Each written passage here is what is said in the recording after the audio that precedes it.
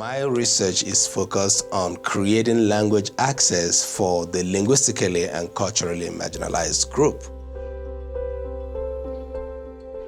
My work was informed by the encounter I had in 2001 when I was a young graduate, and I had an encounter with deaf students that were in a deaf secondary school in Imo State, Nigeria. The principal told us that, people from the town come in the night, most of the times to sexually abuse the female students and also to vandalize the students' property.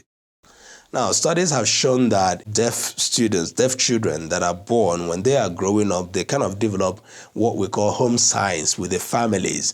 And it happens some of the times when families really pay attention to the future of their deaf children and want to be part of their lives. So they will become part of it and they will generate home signs.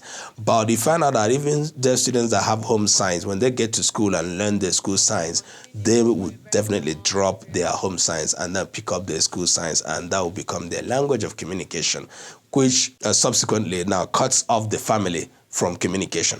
So 11 years after, I found myself going back there to collect data. And 11 years after, I found out that that school still did not have electricity.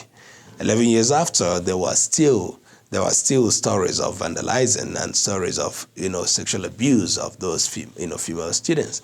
And I couldn't stop. I decided to take myself as a double agent of a researcher to find out how I can contribute to alleviating their problem, and then as an activist telling people about this.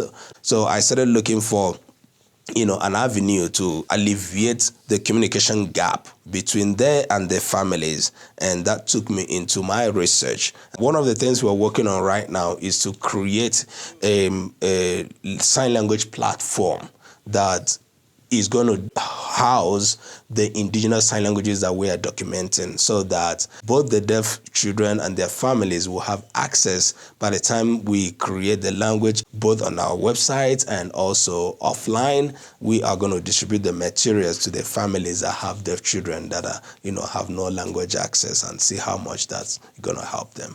And that can be replicated too to other African countries. In my line of work, I have understood that communication is a huge thing for a human relationship.